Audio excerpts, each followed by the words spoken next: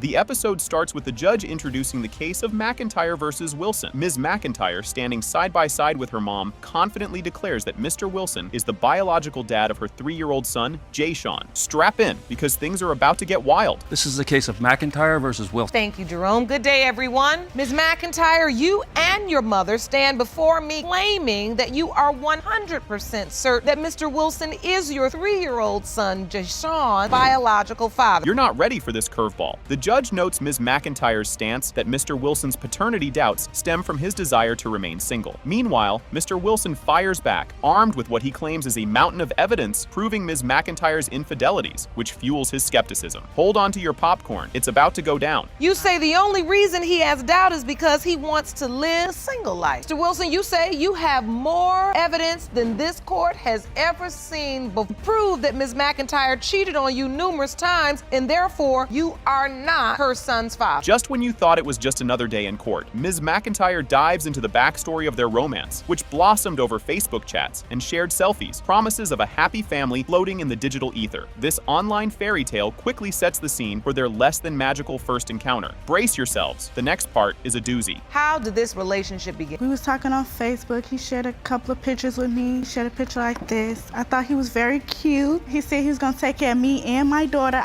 You had never met? No, we never met before. So we finally wanted to meet up. When he got off the bus, I seen this. He catfished me. I did not expect this getting off the bus, no. I wanted him to go back. This is where the plot thickens. Ms. McIntyre talks about the shock of their first face-to-face meeting, labeling it a classic catfish moment as Mr. Wilson didn't quite match up to his profile pics. This mismatch between expectation and reality throws a wrench into their budding relationship. What happens next? You guessed it, more twists. Bring up that other picture. From this picture to this picture, no, I did not. I'm like, what happened? Like, I wanted to see this, but I got this. Is it a totally different picture or is it just good angles? It's good angles. What can I show or something, I don't know. Did you try to catfish her, Mr. Wilson? Lies.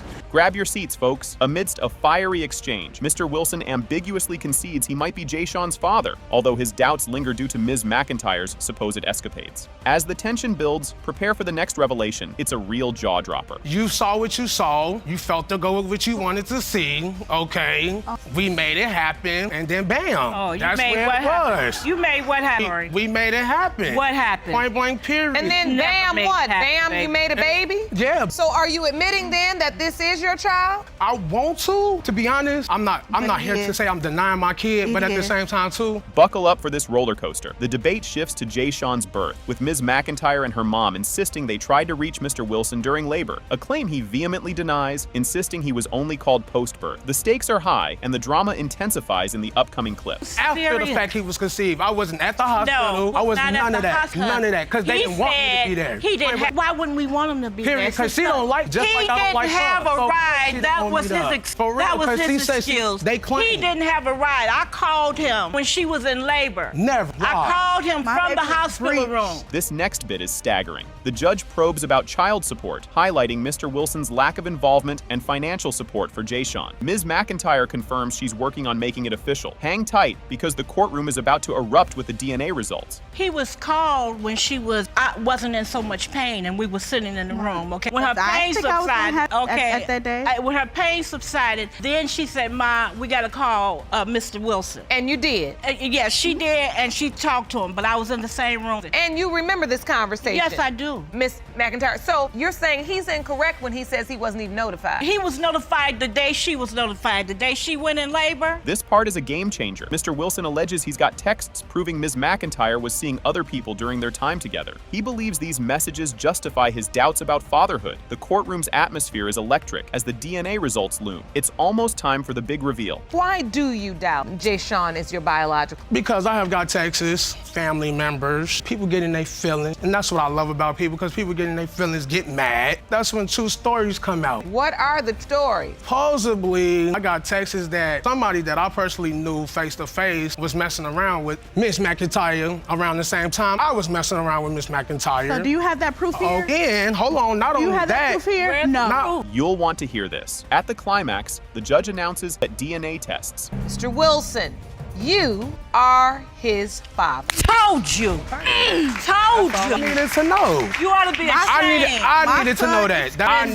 I needed to know that. Can you feel the tension in the air? The courtroom is buzzing as siblings Mr. Razor and Mr. Hunt bring their parents to court, demanding a paternity test after a bombshell was dropped during a recent family spat. They argue that they overheard their parents during an argument revealing that Mr. Jacobs might not actually be their biological father. This shocking revelation has thrown their whole family into a whirlwind of doubt and confusion. Just when you thought family dinners were drama enough, wait till you see what's up next. You and your brother, Mr. Hunt, are suing your mother and your father for a paternity test. You say in the heat of the moment they inadvertently revealed that it was possible your dad, Mr. Jacobs, is not biological father. Talk about a plot twist. Ms. Razor takes the stand to recount the explosive argument that blew the lid off this family secret. She explains how her mother, Ms. Ham, blurted out in anger something that wasn't supposed to be taken literally, suggesting it was all said in the spur of the moment. The stakes are high and the courtroom hangs on every word. But hold on, it gets even juicier from here. The kitchen saying, those ain't my kids anyway, so I was doing you a favor and left out the door. Your mother made a comment that really didn't sit too well with me, and it hurt me. You know, I was just mad. You know I was mad.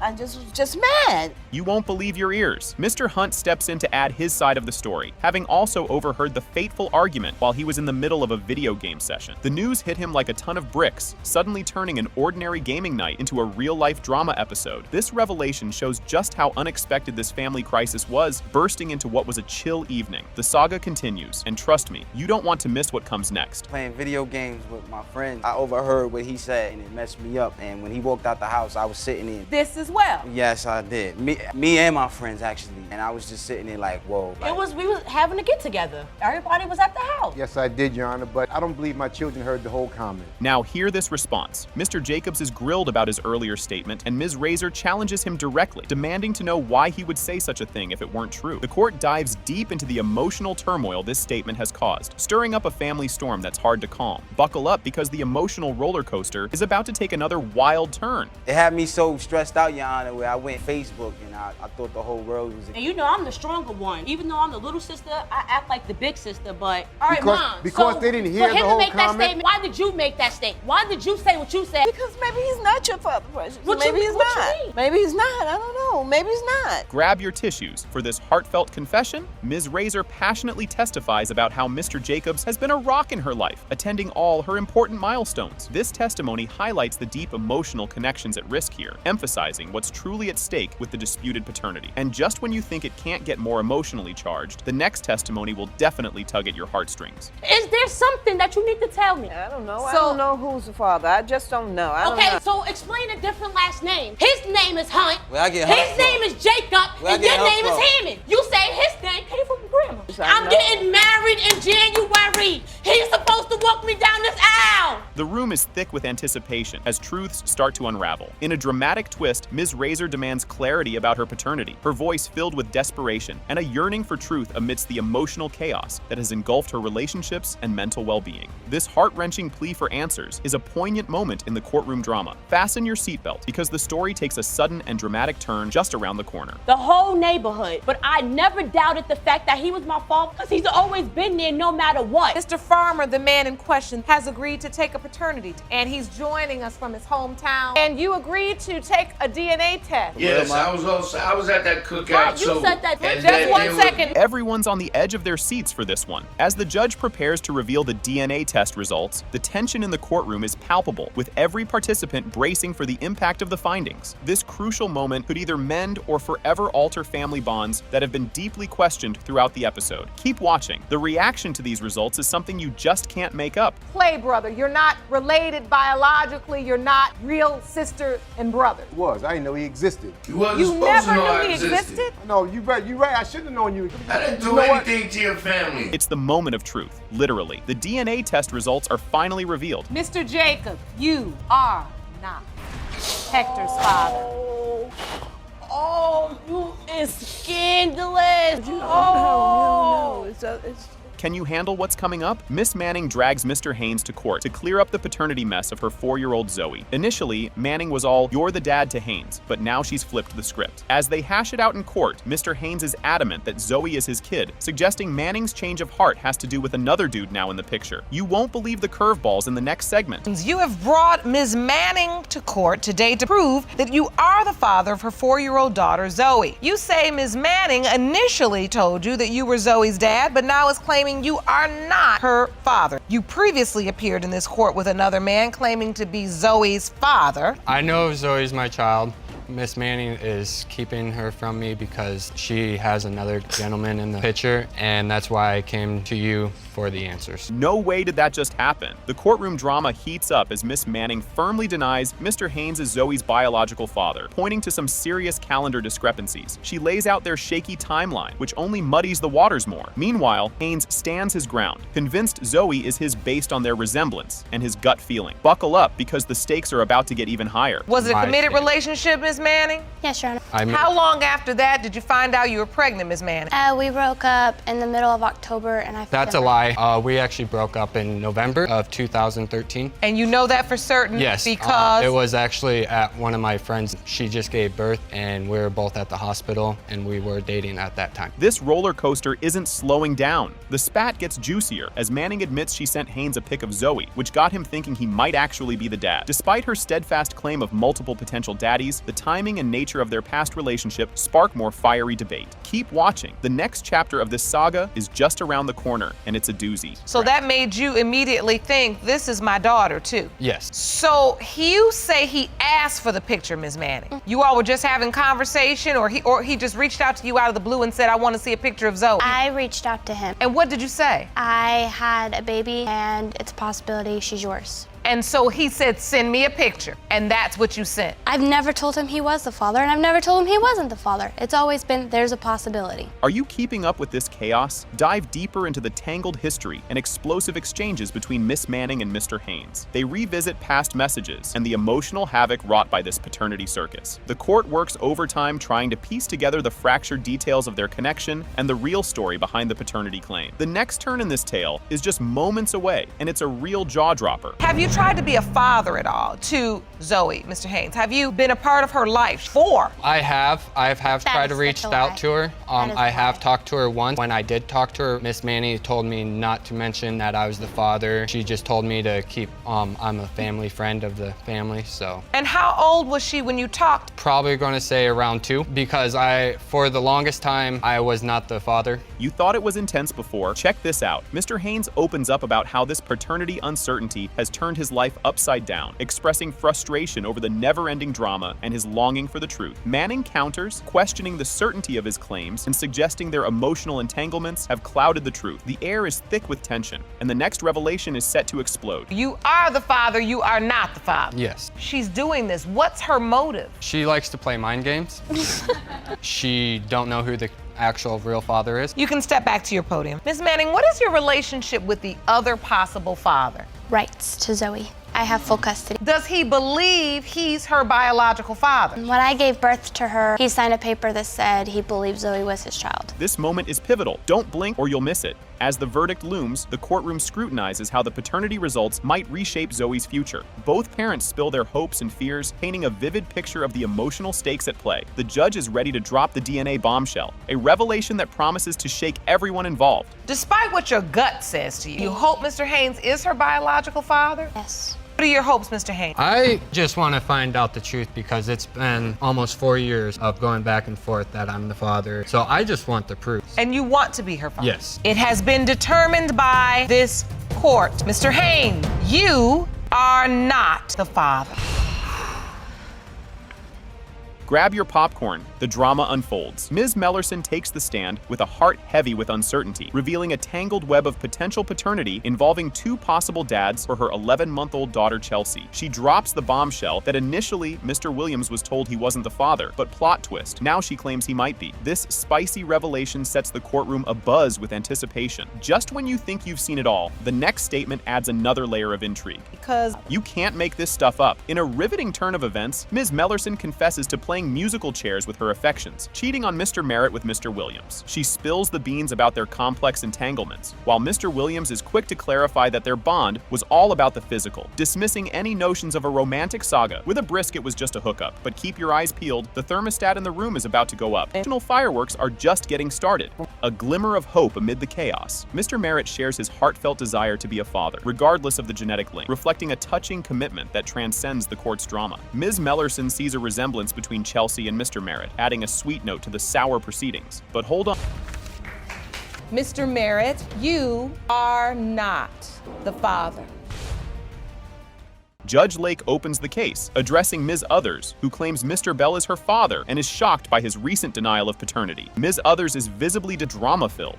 Here's where it gets juicy. Kevin, Mr. Bell, interjects as Ms. Others speaks, stating he has never denied her throughout her 18 years. The judge points out that despite his previous acceptance, he is denying her today due to past deceptions about paternity by Ms. Others' mother, revealing a complex history of mistrust and betrayal. Strap in, it's about to get bumpier. Why do you talk about a fast food fiasco? A pivotal and emotional moment occurs when Ms. Others recalls how Mr. Bell approached her at McDonald's, demanding a paternity test, which never materialized. This confrontation is a stark example of how the paternity question has intruded into everyday life, causing public and personal turmoil. You'll want to stick around for the next course.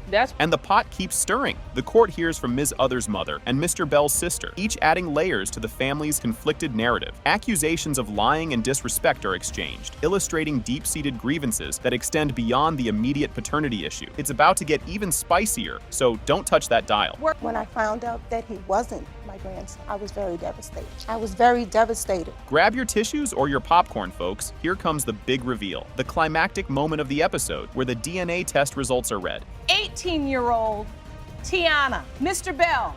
Just when you thought daytime TV couldn't get any juicier, this scene rolls in. Miss Curtis confronts her mother, Miss Hall, about her father's true identity, which she claims was hidden from her for 14 years. She expresses her uncertainty and disappointment over not knowing the true identity of her biological father, highlighting her emotional struggle with the situation. Brace yourself, the rest. Can you believe this? As the plot thickens, Miss Curtis reveals how her grandmother spilled the beans about her paternity. She describes feeling deceived by her mother and alienated from the man she thought was her father, illustrating the personal impact of the revelation. You won't believe what's up next. The story takes an even wilder turn, citing her young age and confusion at the time of pregnancy. She details her relationships with two men, Kirk and another unnamed man, and the uncertainty surrounding the paternity. Just when you think you've seen it all, there's more drama ahead. A young age about who her father was. Simply one, because I was a young girl. I was pregnant at the age of 15. I gave birth to her when I was 16 years old. When I was 15, Kirk lived a pretty... As if it couldn't get any more intense, Miss Curtis tells her mother about the information her grandmother gave her, leading to her mother admitting the truth, but initially providing another incorrect name. This highlights the ongoing deceit affecting their relationship. And guess what? It's about to get even. So I took the letter and I hid at my mother's house. Mr. Whitaker throws in a curveball, expressing doubt about being Miss Curtis's father, given the complex relationships and his previous lifestyle, which included multiple women claiming he fathered their children. This adds another layer of complexity and uncertainty to the paternity issue. Keep watching. The plot is about to thicken even more. I'm actually somewhat doubtful, and having said that, it's because the way the situation went down. When Tamika initially told me, hey, I'm pregnant, you're the father. But as I remember, she was also in a relationship with someone else. That was actually convenient for me, being that I was with somebody. I'll take my part, hey. So you're saying she told you she was pregnant, you thinking to yourself, easily be someone else, not me. Of course. Get ready for the big reveal. The DNA test results are revealed.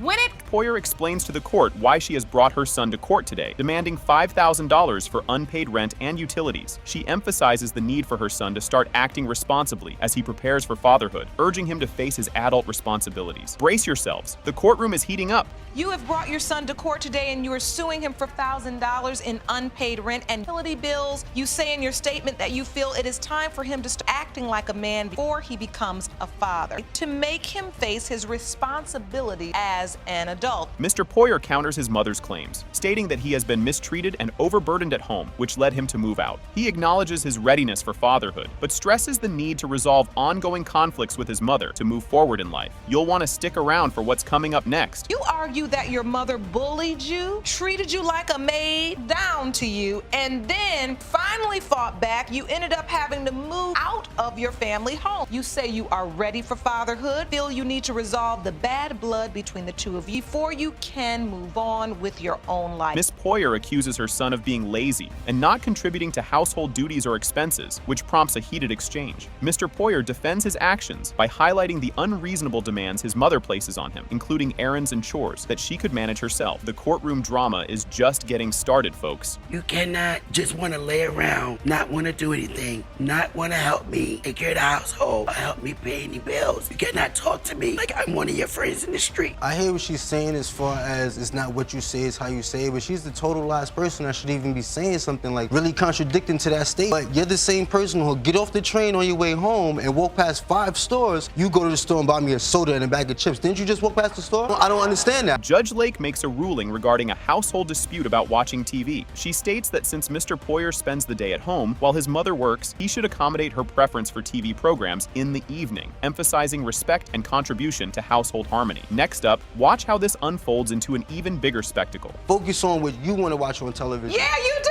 How is that fair? Yeah, you do. When your mother works all day and you've been at home watching TV, when your mother comes home, if she wants to see something on in her house that she works to pay for, that remote goes to her hand and she watches what she wants to watch. Ruling is in. Miss Poyer expresses her deep fears about her son repeating her mistakes, emphasizing the need for him to grow up and take responsibility. She reflects on her own past and urges her son to choose a better path for himself and his future family. This emotional roller coaster isn't over yet. See what happens next. I got high. I ran the street. But there comes a point in your life when it's time to say enough. What is he doing wrong? I get up at 5 o'clock in the morning. I get up at 5 o'clock, be in the house at 10 o'clock. You want to come in here, ringing my doorbell 1 o'clock in the morning. That's disrespectful. I get, 2 hours sleep?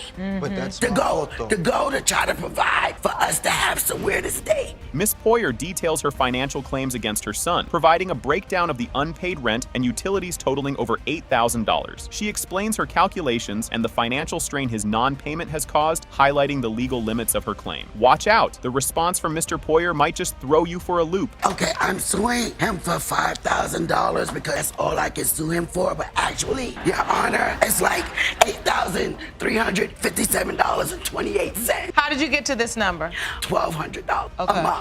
The cable bill is like $159. So within a year, the rent is like $7,000 and some change, and the cable bill is $1,000. A dispute over the agreed financial contributions arises. Miss Poyer insists that an agreement of $50 per week was in place, while Mr. Poyer argues it was only when he could afford it. This disagreement highlights the broader communication issues between them. Don't go anywhere. The sparks are about to fly even higher. So forth and so forth, and I'm gonna give you so forth and so forth. I never did that with you. When he was working this job, he was to give you $50 a week. A week. How long did he work this job? 2.5 weeks. Did you just say 2.5 weeks? You don't get a job for 2.5 weeks. When you work at a store for a season, that season is always 2 months and longer. I don't know where she got this week from. If you can find me a job that's gonna hire me in a store. So this job where you were supposed to pay her $50 a week? For almost before the season ended. Plot twist: the girlfriend's influence is under scrutiny now. The court discusses Mr. Poyer's girlfriend's influence on his behavior. His aunt criticizes his actions and lifestyle choices, associating them with his relationship, while the girlfriend defends their stable and responsible living situation. The climax of this argument is something you'll definitely want to catch. Both feel that his current girlfriend, is a bad influence. Ryan was never a bad kid. Ryan and Rosalind very close. His girlfriend's with him. Who is this? Okay. Where's she come from? You felt that this bad behavior, bad started influence. Making sense. Yes, she had black nail polish on, piercing. And that black nail polish was sure enough make you act out. That's not how you make. May I hug him, please? You absolutely can. Do you remember? Can you believe the drama kicking off here? Ms. Jefferson strides into court, ready to slam the gossip mill shut by proving her faithfulness and confirming the paternity of her 2-month-old Serjavian. She's not just fighting for peace of mind, but for the silence of the busybodies around her block. If you thought this was spicy, just wait until Mr. Singleton grabs the mic. You say you're here today to end the neighborhood rumors and lies about your sexual history. You've asked up for more roller coaster revelations. Ms. Jefferson alleges Mr. Singleton turned into a baby gear bandit, nicking $2,000 $1,000 worth of infant essentials right before she gave birth. She paints a picture of emotional turmoil and logistical nightmares, making this more than just a paternity squabble. As she lays out her case, the courtroom tension thickens. 3 weeks before the baby was due, and she went on Facebook, and I have over 1,000 friends on Facebook. the reason why I went on Facebook, Can I talk, Your Honor. please? Next on the stand, a bombshell confession from Mr. Singleton. He admits to swiping the baby clothes in a fit of pique after being kicked to the curb, showcasing a twist of regret and responsibility in his tale. The saga's intensity is ratcheting up, and the courtroom's about to get The suspense is killer here. Mr. Singleton lays bare his paternity doubts, stirred by Ms. Jefferson's conflicting pregnancy tales. This confession peels back layers of mistrust that have marred their relationship, setting the stage for a verdict that could change everything. The DNA results are about to make their grand entrance, and you'll want front row seats. Prepare for a plot twist with a side of hot sauce. As Mr. Williams steps up, he hints at potential infidelity, throwing Ms. Jefferson's fidelity into question with tales of mysterious late-night visitors. This testimony adds a spicy layer to the already sizzling courtroom drama. And just when you think you've caught your breath, the DNA results are ready to drop. Judge Lake introduces the case of Redmond Jr. versus Patterson, where Mr. Redmond is disputing the paternity of 2 teenage daughters despite owing $10,000 in child support. He emphatically denies the children are his, questioning the long delay in resolving this issue. You're not going to want to miss what happens next. Buckle up. This is a case of Redmond Jr. versus Patterson. Thank you, Jerome. Good day, everyone. Mr. Redmond, you currently owe more than $10,000 in child support for the defendant's 2 teenage daughters, LaQuandria Redmond and Kaisha Redmond, who you say are not yours. Brace yourselves, because this gets wild. The conflict deepens as Mr. Redmond expresses his conviction that the children aren't his, citing his multiple jail sentences due to the owed child support. He presents a document from the court showing his outstanding debt, which is examined by the court. And just when you think it can't get any more heated, it does. Over 19 years, I've been taking care of these kids, and Your Honor, I've been going to jail, and I know for a fact that these kids aren't mine. You know for a fact you've gone to jail? I've gone to jail because I owe more than $10,000. This is some from the courts where I owe over $10,000 in child support paper. Let me see that paperwork. Here's where the plot thickens. A dramatic moment unfolds when Mr. Redmond accuses Ms. Patterson of infidelity, presenting a photo of her with another man in a compromising situation. Ms. Patterson vehemently denies the allegations, insisting it's a fabrication. And trust me, you'll want to stick around for the next twist. I never cheated on her. She's untrustworthy, Your Honor. I've caught her cheating on me numerous amount of times. Step forward so I can have you explain this evidence you have in monitor. Yes, Your Honor. Your Honor, as you can plainly see, her and her friend was in the bathroom, and he had his pants down. That is a lie. To the bathroom, Your Honor, his pants was down, and he quickly tried to pull them up, and she stood up. That is a lie. What? Yes, Your Honor. Guess what's up next? Shocking, right? The tension escalates as Mr. Redmond recounts discovering another man in his apartment, further fueling his doubts about paternity. He reveals placing a tape recorder in the bedroom to catch further indiscretions, but Ms. Patterson dismisses the recorded sounds as mere background noise. The stakes are high, and there's more drama to come. This is a picture of me coming home from work, Your Honor. This was when we was married. I rode a bicycle in the cold to go to work. It was a tall, dark-skinned man walking out of my apartment. That is not true, Your Ms. Honor. Patterson, do you know anyone that looks like that? No, Your Honor, I really don't. So you're saying he just constantly accuses you? Yes, ma'am. You'll be amazed at what happens here. Mr. Redmond describes catching Ms. Patterson in a compromising position with another man at her workplace, questioning her fidelity and the paternity of their children. Ms. Patterson defends her professionalism and denies the allegations. Stay tuned, because the courtroom is about to get even more charged. You have one more picture. What is this? I went to Miss Patterson's workplace, but at this point in time, at her job, find the location that they told me to go to. Okay. I observed Miss Patterson in the bed with another man. Oh, on top of the man. Really? Yes, ma'am. Wait, so this is you observing? Yes, ma'am. Did you confront her? I didn't confront her, Your Honor. I was so hurt. I walked away, got in my car, and left. Are you ready for more bombshells? Judge Lake probes deeper into the reasons behind Mr. Redmond's doubts about the paternity of his second daughter, Kaisha. The couple's strained relationship and separate living arrangements at the time of her conception are discussed. What the daughters have to say next is absolutely heart-wrenching. So you said you had one more piece of evidence as to why you believe LaQuandria is not your daughter? Yes, ma'am. We was in her hometown. I creeped up on her family's house. When I got there, Your Honor, I went round the back where they usually be, and I observed Miss Patterson drinking beer, smoking cigarettes, sitting on another man's lap. You thought maybe he could be her father because she was having a relationship with him as well? Yes, ma'am. This next bit is truly moving. The daughters, LaQuandria and Kayeshia, are brought into the courtroom. They express their feelings of neglect and absence of a relationship with Mr. Redmond, highlighting the emotional impact of the paternity dispute. Their testimony will tug at your heartstrings, and you'll want to see how their dad reacts. We are here today discussing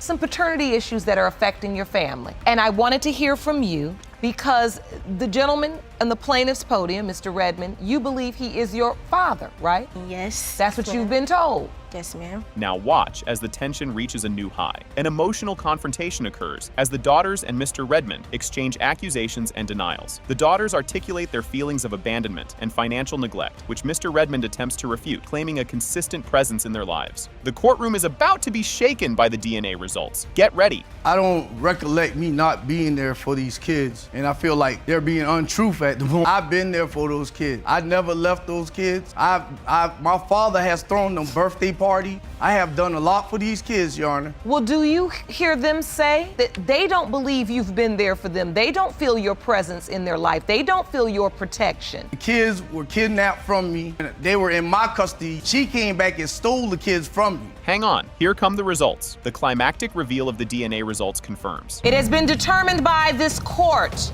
Mr. Redmond, you are the father. Hey, you need to apologize to He don't need No. You're not going to believe how this starts. The case of versus Crane kicks off with Mr. Scott stepping up to clear his name, claiming his reputation has been dragged through the mud by several women, including Miss Crane, who insists he's the dad of their kids. He firmly states he's already got a mini football team of 6 kids with 3 different women, but is adamant that Miss Crane isn't going to add to his team roster with child number 7. Just wait. The courtroom drama is about to heat up. Mr. Scott, you say you are appearing in court today. Clear your name. Yes. You state many women, including the defendant, have dragged your reputation through the mud, claiming you are the father of their children. You admit to having 6 kids by 3 different women, Yes, Your Honor. but state that the defendant is not mother number 4 with child number 7. Here comes a curveball. Miss Crane fires back, staunchly defending her fidelity during their time together and insisting without a doubt that Jaylyn is Mr. Scott's son. She drops a bombshell, revealing she discovered Mr. Scott was still very much married during her pregnancy, while Mr. Scott flips the script, accusing her of playing the field. Buckle up, because the truth train is just leaving the station. You say you were always faced that, and that Jaylyn is definitely his son. You argue Mr. Scott is the one who cheated and claimed that during your pregnancy, Not you true. found out he was a married man. Yes, She's Your been Honor. cheating the whole time. Never. Ms. Crane, you insist that Mr. Scott has never even offered you a dime. Never. You're here to make a counterclaim against Mr. Scott in the amount of $1,000, the maximum allowed by this court. Can you handle more? Watch as plot thickens with Miss Crane outing Mr. Scott for being married during their affair, a fact he clumsily tries to sidestep before admitting to a tangled web of lies and liaisons. This revelation leads to a fiery exchange about where Mr. Scott was sneaking around during Miss Crane's pregnancy, climaxing with her detective work on his phone records. And guess what? It's about to get even messier up ahead. And you just said, Ms. Crane, that he was married. Major negative. I've been a major negative. I've been divorced since December 9th. I didn't know She about knew I none had of the kids, kids. though. She knew I had kids. Enlighten me. How did you? Your Honor, I was 7 months pregnant. I didn't know where Marcel was. He used my phone one time. He deleted all his calls. So I went back on the internet, went back to the research, called all the numbers he called, and found out he was married for 9 years. That's true. I was Thank you. married. That's true. I was married, but I've been divorced since December 2009. Just when you think it can't escalate further, it does. The heat rises in the courtroom as accusations about Mr. Scott's fidelity and honesty fly like wild fireworks. Miss Crane recounts a sketchy incident where she caught Mr. Scott at his ex-wife's place, sparking a heated denial and more finger-pointing about who did what during the pregnancy. Strap in, the next part is a real doozy. And you're 7 months pregnant when this happened. Yep. No, that's not true at all. And he lied about all of his kids. I didn't know he had no kids. She lied because I got tattoos all over my body. I got all my kids' names on my That back. don't mean nothing. Everywhere. Your Honor, She I knew didn't my ask him kids' nothing names. about no tattoos. No, well, you want to talk about tattoos? What about the dude's name to your body? What that about you said it? it was your brother. And? But then come to find it's another dude that's holding the baby. I mean, Your come Honor, on. if we were not together, we were not together at the time. Wait a minute now, miss some info I delved Well, I'm into. not on the birth certificate. This part is juicy. As the court tries to untangle this web, Mr. Scott defends his hit-or-miss fatherhood antics by blaming Miss Crane for keeping him away from their son. Miss Crane passionately recounts the emotional roller coaster caused by the paternity doubts, which deeply affected her decisions and well-being. Don't go anywhere. Revelations are about to drop like hot potatoes. And then while she's pregnant, she had hickeys on her neck. Yeah, and I didn't give her them hickeys. You know what I mean? And when she was pregnant, she didn't even tell me she was pregnant. I said, well, let me take you to Kaiser Permanente High. She told me to go to the Kaiser Permanente in Lancaster, and she's at the Kaiser Permanente in Palmdale. Here, all my kids. And so you're trying to take her to medical appointment. Yeah, she wouldn't let me take her. And she telling you she's at one branch, you at the other branch. She said, oh, my sister dropping me. She told me and said like, well, yeah, whoop-de-whoop dropped me off. That's what she said. Brace yourself for the grand finale. As the session winds down, Judge Lake dives into the emotional and financial turmoil churned up by Miss Crane, underscoring the pressing need for clarity and responsibility in this convoluted paternity mess. The suspense builds to a fever pitch as they edge closer to unveiling the DNA results. Trust me, you'll want to see how this turns out. As you were saying to him, like, father, or he's not the father, and then you go to his family, you know, the only doubt he's he not should the ever have father. is when I found out he said some stuff, so I was like, you know what, Jalen's not yours, so I don't need my life. Nah, you don't need to say And that. that's because I was emotional. Of course, I'm gonna say what I have to So say. you're admitting that out of hurt, when you found that out, you're not the father of the baby anyway, and I don't need you in my life. If she knew this was my baby, she's 100% sure. Then how come you didn't put my name on the birth Honor, certificate? why How he would doesn't I have put my his name last on the birth name? certificate? Why He's he been don't have married my for last 9 name? years. And now, the moment of truth. Get ready for a wild reveal. The court reaches its boiling point as the DNA results are finally disclosed. When it comes to 3-year-old Jalen Crane, Mr. Scott, you are the father. Told you! Right, tad complicated here. Mr. Marsh lays out the tough restrictions on his visitation, confined to chilly outdoor meetings that have slashed his father-son time. His financial support comes through child support payments, though he's racked up quite the debt. The emotional thermometer is about to burst. Don't go anywhere. I can cover this twist. During a heartfelt recount, Mr. Marsh explains his decision to cease outdoor visits with Wesley, prioritizing his son's comfort over a forced relationship. The grandmother contests his story, highlighting a long-standing communication breakdown. The plot thickens just around the as the stakes heighten, doubts swirl around Wesley's paternity. Mr. Marsh voices his suspicions about their familial resemblance, or the lack thereof, citing the mother's side's history of deception. Fasten your seatbelts. We're speeding towards an eye-opening witness statement. Grab your popcorn. Here's the backstory. After her daughter mysteriously disappeared postpartum, Mrs. Maldonado stepped up as Wesley's primary caregiver. Her struggle underscores the family's chaotic dynamics and sets the stage for more upheaval. Watch out! The emotional roller coaster is about to hit a steep drop. Brace yourself for a wild start. Mr. Darrensburg kicks off the hearing with a bombshell, claiming he's not the father of Ms. Wilson's 22-year-old son, Damone. He's determined to prove his case, hoping to erase his name from the child support bills and claw back over $20,000. The courtroom's buzzing, and you won't believe what's coming next. Are seeking the results of a paternity test prove that you are not father of Ms. Wilson's 22-year-old son, Damone, who you say the defendant once told you was another man's child. You will return to court to sue Ms. Wilson $20,000 for unwarranted child support payment. Things are heating up quickly. Ms. Wilson fires back, painting Mr. Darrensburg as a master of deception, juggling relationships with multiple women while being both engaged and married. She insists he's the father of her son, challenging his narrative of innocence. Hold tight, because the details about their past interactions are just around the corner. That Mr. Darrensburg is a womanizing, lying, cheating, poor excuse for a man. Yes, you are. You claim that during your relationship he was married and engaged, I don't know how you do that, to other women. Yes, Your Honor. You can't make this stuff up. The discussion unveils a tangled web of relationships where Mr. Darrensburg was not only married, but also separated and planning another wedding, all while dating Ms. Wilson's friend. This adds a spicy layer of drama to his claims. The next twist in their tale will have your jaw dropping. You said you were married but separated and dating her friend. I Where's was fiance separated, come from? but not divorced yet, and I was planning to marry the young lady that Ms. Wilson was friends with. My fiance, we had an argument, and I went out and I saw Ms. Wilson. Had a conversation, a brief conversation. We were in a hotel room. Oh.